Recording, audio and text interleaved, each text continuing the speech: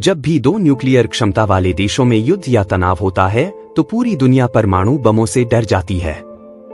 पूरी दुनिया को इस बात का डर होता है कि कोई भी देश गलती से न्यूक्लियर मिसाइल न फायर कर दे। लेकिन क्या आपको पता है कि आखिर न्यूक्लियर बम से दुनिया इतना क्यों डरती है? एक न्यूक्लियर बम किसी भी शहर को पूरी तरह तबाह कर सकता है। वहां रहने वाले सभी लोगों को मारने के लिए न्यूक्लियर बम पर्याप्त है।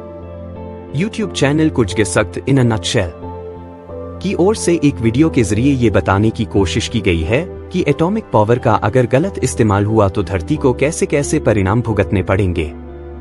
इस वीडियो को साल 2019 में बनाया गया था और उस वक्त मौजूद एटम बमों की संख्या को लेकर ये परिणाम निकाले गए थे।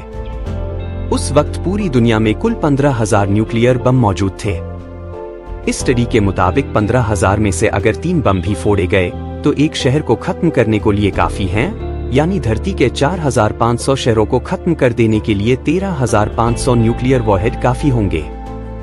15,000 न्यूक्लियर बमों का प्रभाव दुनिया के सबसे शक्तिशाली ज्वालामुखी क्राकेटोआ से भी 15 गुना ज्यादा विनाशकारी साबित होगा। कुछ के सख्त इन अ नटशेल के मुताबिक इसके प्रभाव से इंसान की प्रजाति ही खत्म हो जाएगी। जब न्यूक्लियर बम फटता है तो उसके आसपास मौजूद लोगों को भागने का मौका भी नहीं मिलता। बम फटने के 10 सेकंड के अंदर ग्राउंड जीरो पर मौजूद लोग भाप बनकर उड़ जाएंगे।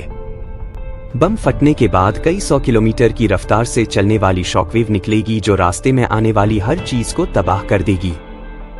बम अपने 2 किलोमीटर की परिधि की हर बिल्डिंग को गिरा देगा।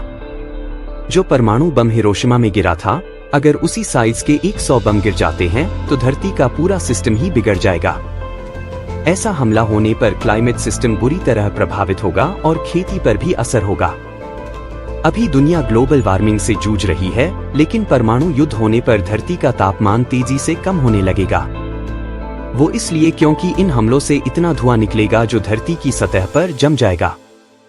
अनुमान है कि ऐसा होने पर कम से कम 10% जगहों पर सूरज की रोशनी नहीं पहुंचेगी। वहीं अगर दुनिया भर के सारे परमाणु हथियारों का इस्तेमाल होता है तो इससे 150 मिलियन टन धुआं धरती के स्ट्रेटोस्फेयर में जम जाएगा।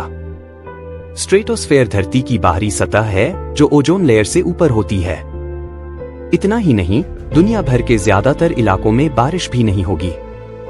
ग्लोबल रेनफॉल में 45% की कमी आ जाएगी और इससे धरती की सतह का औसत तापमान 7 से 8 डिग्री सेल्सियस पहुंच जाएगा। इसकी तुलना करें तो 18,000 साल पहले जब हिमयुग आइस एज था तब तापमान 5 डिग्री सेल्सियस था। यानी दुनिया 18,000 साल पीछे चली जाएगी। हिरोशिमा पर गिरे बम से 1945 के आखिर तक ही 1.40 लाख लोगों की मौत हो गई थी।